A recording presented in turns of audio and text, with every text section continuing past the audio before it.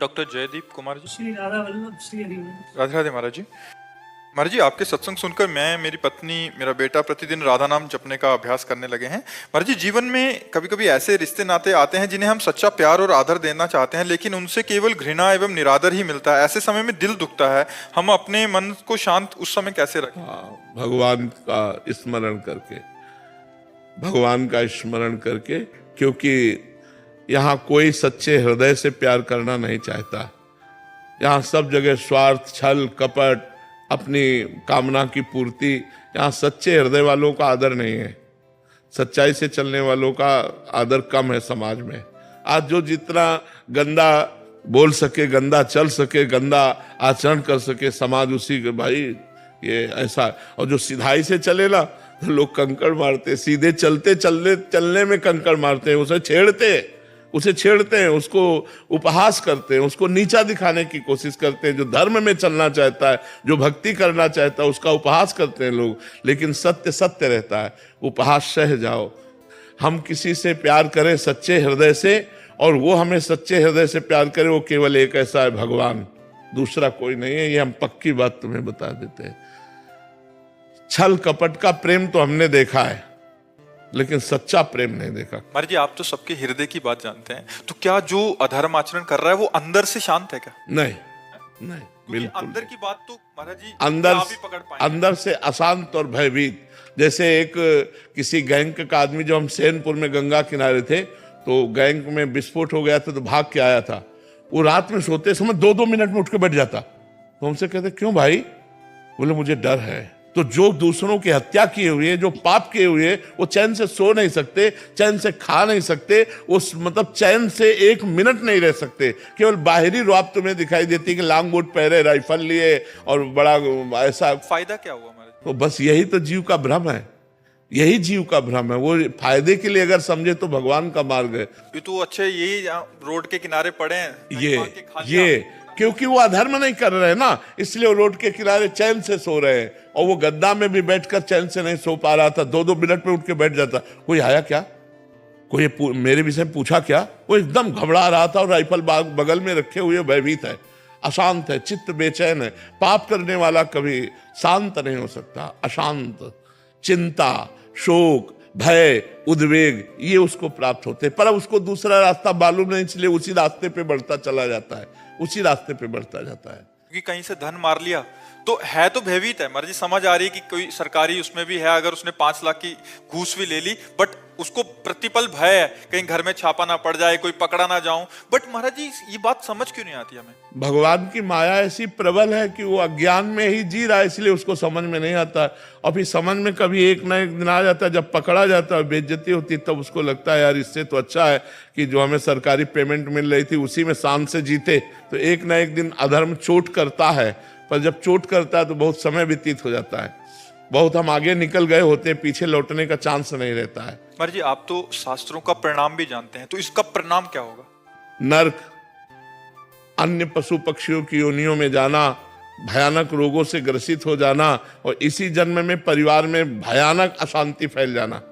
ये पक्का बात? पक्का, बिल्कुल पक्का है। अगर आप घूस लोगे, अधर्म का पैसा लोगे, तो आपका परिवार कभी सुख, चैन और शांति से नहीं रह सकता। आपके लड़के, आपके परिवार वाले ही आपको उसका परिणाम दिखा देंगे कि आपने जो कमा के दिया है वो अशांति और दुख का कारण है, अशांति और दुख का कारण है। श्री हरिवंश महाराज जी, महाराज जी, आपकी अपार कृपा से मैंने समस्त दुष्कर्म जैसे व्यभिचार, मादक पदार्थों का सेवन, धूम्रपान, झूठ बोलना, चोरी करना, पैसे का छल कपट करना को त्याग दिया। परंतु एक मन में बहुत खेद है कि आप इतनी देर से क्यों मिले महाराज जी? आज जीवन की 46 वर्ष की आयु व्यर्थ हो। इस विषय पर न सोचे, अब ये सोचे कि जब से मिले हैं तो अब हमको समय नष्ट नहीं करना, अब हमको अच्छे से समय गुजारना है।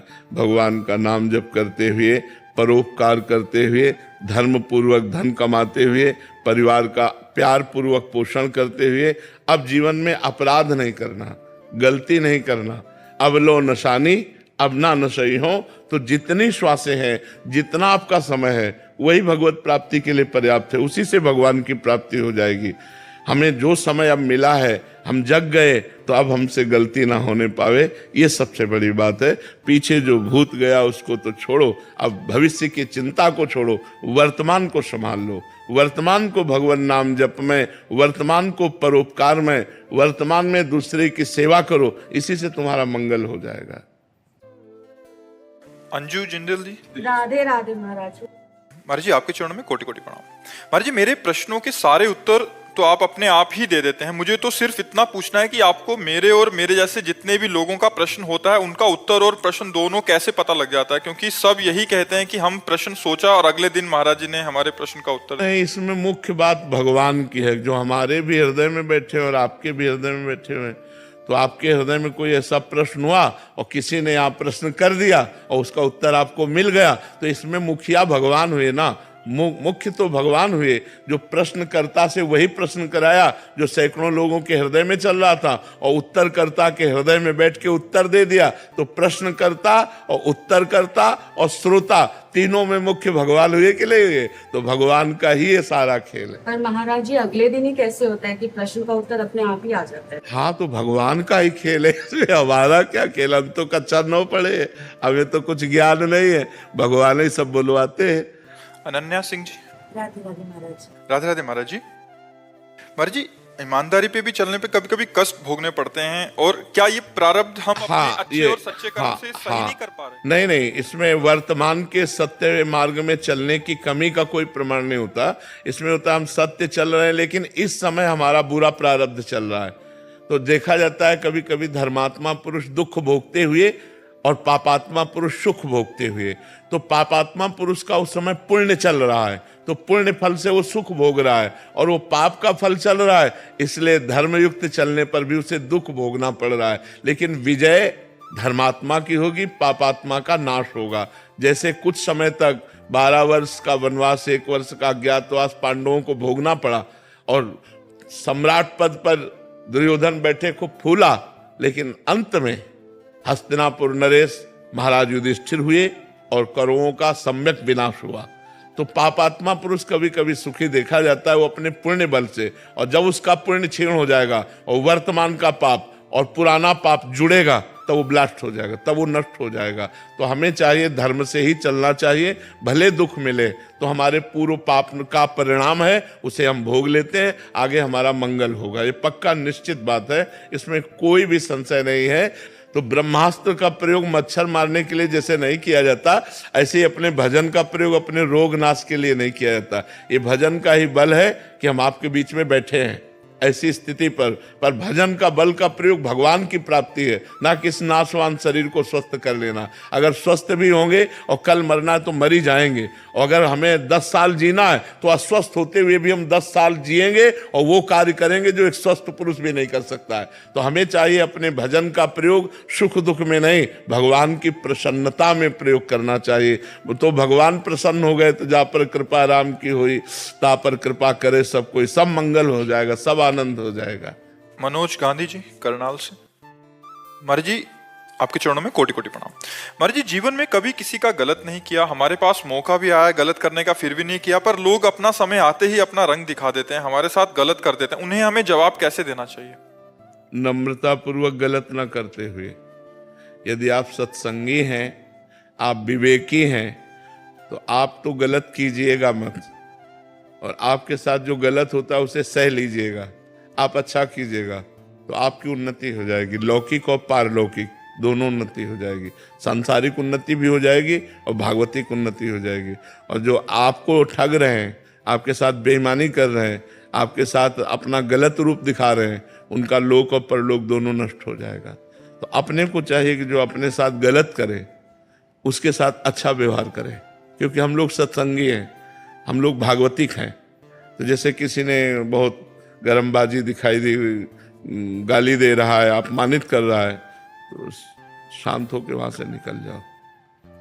अगर शांत होकर नहीं निकलते तो आपका भी अहित है और उसका भी अहित है। आप लड़ गए, मारपीट हुई, पुलिस में मुकदमा चला, फिर जीवन बर्बाद हो गया। और अगर थोड़ा झुक के चले गए तो उसको ऐसा ऐसा तमाचा मारेंगे ठाकुर जी ना कि वो सारी रंगबाजी हिला जाएगी। जब शरीर स्वस्थ होता है, जेब में रुपया होता है, मनमानी भोग होता है, तो लगता है कौन भगवान, फिर उसका जब तमाचा पड़ता है तो आवाज नहीं होती उसके तमाचे में आवाज नहीं होती, लेकिन ऐसा मार मारते कि फिर पूछो मत, अच्छे अच्छे ऐसे हो जाते, अच्छे अच्छे। चलत दशानन डोलत तवनी, जब 10 कंधर रावण चलता था धरती कांपती थी, और उसी की खोपड़ी में बंदर लोग जो है ना चरण प्रहार करते थे। जब खोपड़ियां काट काट के भगवान ने गिराई ना तो प्रहार करते थे। रहा न कोकुल रोवन हारा, राम विमुखास हाल तुम्हारा, रहा न कोकुल रोवन हारा। तो रहे न रावण सम अभिमानी, हिरणा कश्यप सम वरदानी, खान विभव की खान जगत में कुछ दिन के मेहमान, भजले श्री भगवान जगत में कुछ दिन के मेहमान। तो हमें लगता है जो ज्यादा गर्व करे उसके सामने थोड़ा झुक के निकल जाओ। है कठिन काम, मतलब इतना हम थोड़ी, वो एक अभिमान आता ना, लेकिन उसी को संभाल लो, वो अपने आप ऐसे ठिकाने पे चोट लगे कि वो अपने आप ठीक हो जाएगा। उमा क्षमा श्राप होते भारी, श्राप से भी बुरा परिणाम होता है क्षमा कर देना। जाओ, तुम्हें क्षमा किया, कुछ नहीं कहेंगे। अब वो उसके ऊपर जो कार्यवाही होगी ईश्वर की, वो बहुत जोर की होगी। इसलिए मुझे लगता है अपने लोगों को, सत्संगियों को, सबके बल की बात नहीं है, सत्संगियों की बल की बात है, तो मुस्कुरा कर टाल दिया बात। अब वो बात जो फलीभूत होगी तो वो उसके ऊपर होगी, आपका तो मंगल हो जाएगा। पर है कठिन बात है जब हमें कोई गाली दे रहा हो और हम वहां से निकल जाए चुपचाप। ऐसा एक गाली सुन लेंगे तो शांति ही सबसे बड़ी बात है, नहीं तो अगर हम झगड़ा करेंगे तो फिर पुलिस का केस दोनों के ऊपर बनेगा। तो हमें लगता है अपने परेशानी को बचाने के लिए, अपने को उन्नतिशील करने के लिए हर जगह से अपने को बचाना चाहिए। जी। साक्षी मिश्रा जी इंदौर से। राधे राधे महाराज जी, आपके चरणों में कोटि कोटि प्रणाम। गुरुदेव भगवान, भक्ति और भाव के बीच क्या फर्क है? दोनों में ज्यादा भक्ति साधन है और उस साधन का फल भाव है, अलग नहीं है। भाव भक्ति का ही फल भाव है। जब भाव आ जाता है तो भगवान की प्राप्ति के नजदीक होता है। भाव बिन सुनी पुकारे मैं कभी सुनता नहीं, और भाव पेरी तेर ही करती मुझे लाचार है। भाव से मुझको बजे तो भाव से बेड़ा पार है। भाव आ गया तो फिर क्या है? भक्ति का साधन है, भक्ति साधन है, और भक्ति का फल है ये भाव। भाव आ गया तो भाव में डूबा हुआ जब भगवान को पुकारता है या भगवान को भोग लगाता है या भगवान की जो भी सेवा करता है वो प्रेममयी सेवा होती। भाव का भूखा हूं मैं और भाव ही एक सार है। भाव से मुझको भजे तो भाव से बेड़ा पार है। भाव बिन सुनी पुकारे मैं कभी सुनता नहीं, भाव पे तेर ही करती मुझे लाचार है। तो वो भाव आना कठिन है ना, साधन करो धीरे धीरे आ जाएगा। असंभव नहीं है, कठिन है। देखो, भाव से सबरी जी बेर चख कर भगवान को पवाया तो भगवान अखिल लोक ब्रह्मांड नायक, विश्व का भरण पोषण करने वाले भगवान सुदामा के हाथ से तंदुल छीन कर खाते हैं। रबड़ी रसगुल्ला वो थोड़ी है, तंदुल है जो कोई नहीं चबाना चाहेगा, वो छीन कर खाते हैं। विदुरानी के हाथ से छिलका खाते हैं। ये क्या है? भाव। ये है भाव। वो भाव में उनको होश ही नहीं, गूदा फेंक देती, छिलका मुंह में लगा देती। भगवान छिलका बड़े भाव से पा रहे हैं विदुरानी जी के केले का छिलका। तो भाव एक बहुत बड़ी वस्तु है। भाव मिल गया तो भगवान मिल गए। भाव भक्ति से आता है। जब हम नवधा भक्ति करते हैं तब भगवान का भाव आता है। जी, इनका ही प्रश्न है कि श्री जी की सेवा करते समय मन का समर्पण और संवेदनशीलता कैसे बनाए रखें? जब हम नाम जप करेंगे, वाणी जी का गायन करेंगे तो श्री जी से अपनापन हो जाएगा।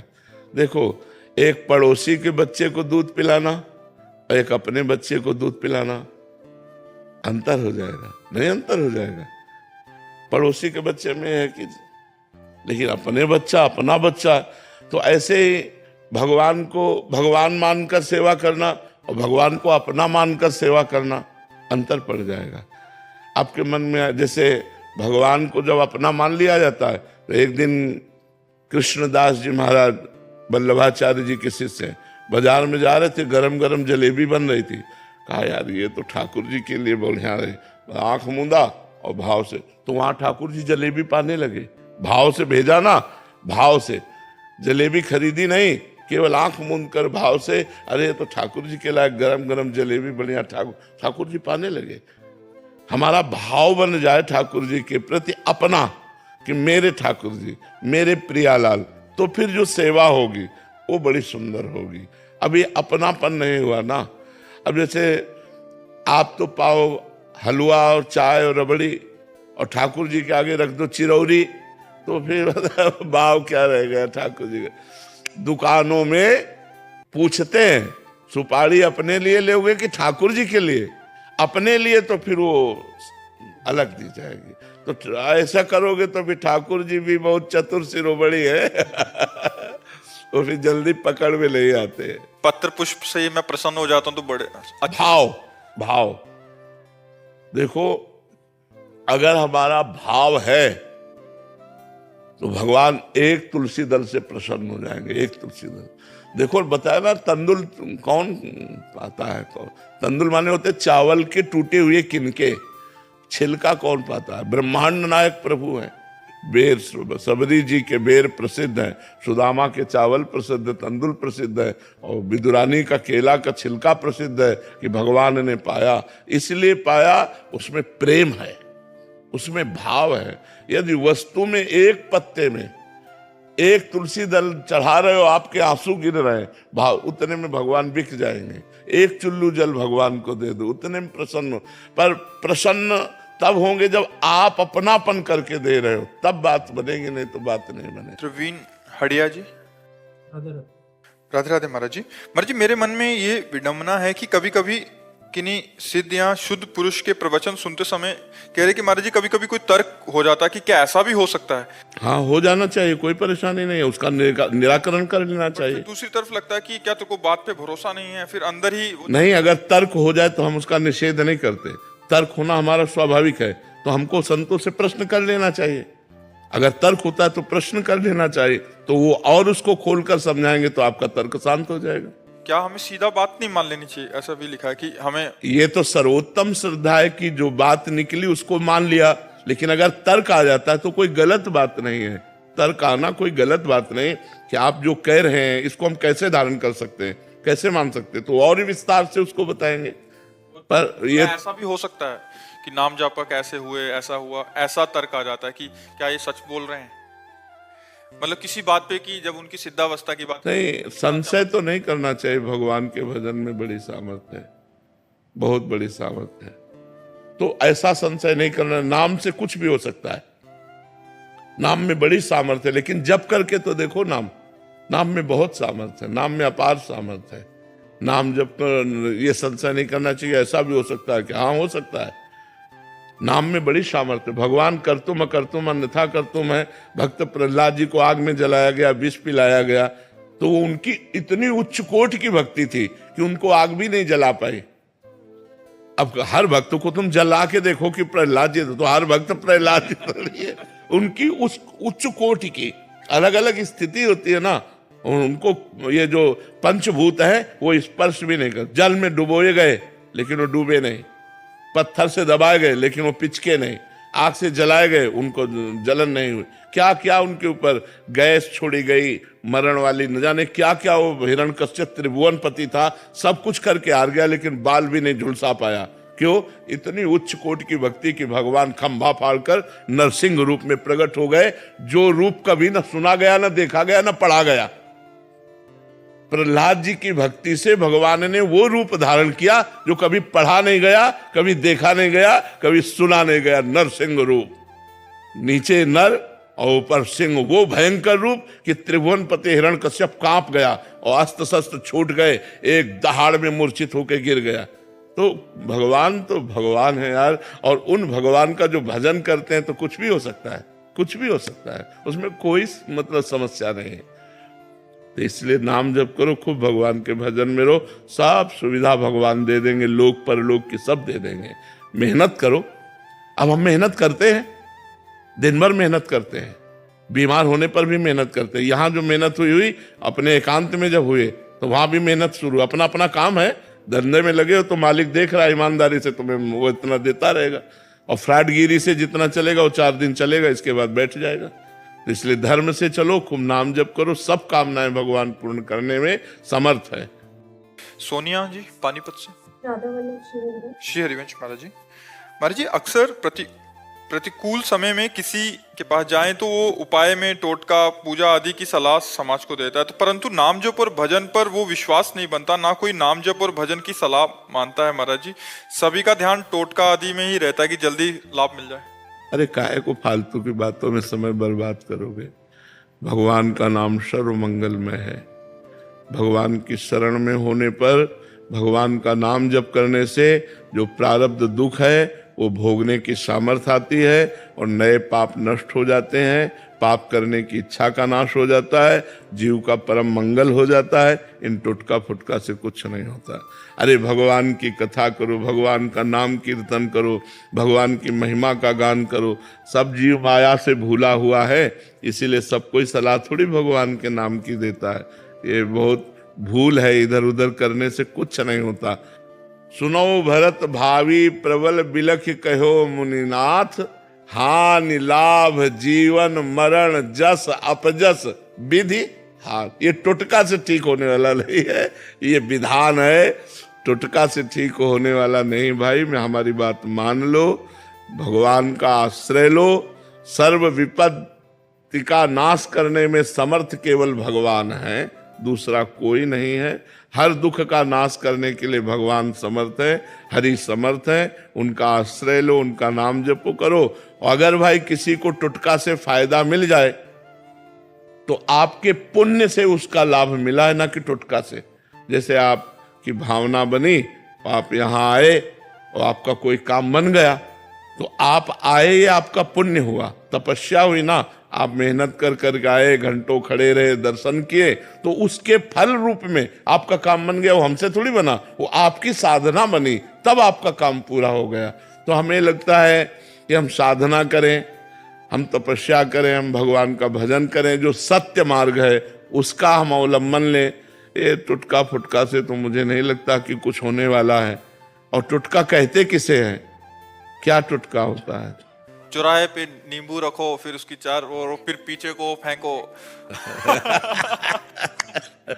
काला भूत हो घर के आगे टांग लो, नजर ऐसा चप्पल टांग लो। इस सब से कुछ नहीं होता है। भगवान का देखो, विभीषण जी लंका में है, राम नाम अंकित गृह, भगवान का नाम अंकित है दीवाल में, भगवान का नाम। ये नहीं जूता चप्पल टांगने नहीं, राम नाम अंकित गृह शोभा। घर की शोभा क्या है? भगवान का नाम लिख। पहले लिखा होता था दरवाजे पे अतिथि देवो भव, अब लिखा होता कुत्ते से सावधान, नहीं लिखा था। अब कलयुग का प्रभाव बढ़ गया है अलग अलग। तो हम तो कहते हैं अगर आपका श्रद्धा विश्वास बने हमारी बात पे, तो भगवान का नाम लो। नाम लेत मंगल दिशि दशहु, दसों दिशाओं में मंगल होगा। हरि स्मृति सर्व विपद विमोक्षण। जहां आपको लग रहा हो कि अब अमंगल होने वाला है, पुकारो मंगल भवन भगवान को, हे हरि, हे भगवान, हे करुणामय, मुझ दीन की बात सुन लो, मेरी रक्षा कर लो, भगवान मंगल करेंगे। ये नींबू और ये घोड़े की नाल और ये इधर उधर की चीजें रक्षा नहीं करेंगी। ये सब प्राकृतिक नाशवान वस्तुएं हैं, हमें इन पर तो विश्वास नहीं है, हमें विश्वास नहीं है। आपको हो तो धन्यवाद, आप कीजिएगा, और जब आपको उससे लाभ ना मिले तो फिर भगवान का नाम लीजिएगा। अगर हमारे प्रारब्ध में किडनी भोग लिखा है तो त्रिभुवन में कोई पैदा नहीं हुआ कि इसे ठीक कर दे, और इसे ठीक होना लिखा है तो त्रिभुवन में कोई नहीं कि इसे बिगाड़ सके। देखो भगवान चलाना चाह रहे हैं तो ऐसी स्थिति में भी प्रवचन हो रहा है, एकांतिक वार्ता हो रही, सब हो रहा है। और अगर भगवान ना चलाना चाहे तो चाहे जितनी किडनी बदल लो, सब इन्फेक्शन हो जाएगा, फेल हो जाएंगी। हमें लगता है भगवान से बढ़कर कोई नहीं है, तो हमें भगवान की आराधना करनी चाहिए। जितने देवी देवता हैं सब भगवान के ही स्वरूप हैं। आराधना करो, पाठ करो, भगवान के नाम से दूसरों को दान करो, दूसरों गरीबों की सेवा करो, ये तो मेरी समझ में आता है। लेकिन और अन्य बातें सब समझ में आती। महाराज जी, आजकल मानसिकता ऐसी हो गई है कि हमें कुछ ना करना पड़े, जो काम करे अंगूठी करे, जो काम करे नींबू करे, मतलब हमें कुछ ना करना पड़े। हम नाम जप करेंगे तो हमारा चिंतन, हम विषय भोग भोगें, हम जैसा हम चाह रहे हैं वैसा हो, या तो आप हमारे लिए हवन करें पर हम सुखी हो जाएं। ऐसा नहीं हो सकता। निज कृत कर्म भोग सुनवाता, शब्द पढ़ाओ, निज कृत, आपका किया हुआ कर्म ही आपको सुख दुख प्रदान करेगा। दूसरे का किया हुआ कर्म आपको सुख दुख नहीं प्रदान करेगा। आप पैसा रुपया नाना प्रकार की भोग सामग्री एकत्रित कर सकते हो, लेकिन सुख शांति नहीं, वो केवल परमात्मा में ही मिलेगी। यदि परमात्मा का चिंतन नहीं करते हो तो आप सुखी नहीं हो सकते, आप शांत नहीं हो सकते, चाहे जो कुछ इकट्ठा करके देख लो। तो भगवान की ये सब लीलाएं मायाकृत हैं। हम तो सबसे यही कहते हैं कि भगवान का नाम जप करो, भागवत कथा सुनो, भगवान की चर्चा सुनो, नाम कीर्तन करो, दूसरों का उपकार करो, तुम्हारा मंगल हो जाएगा।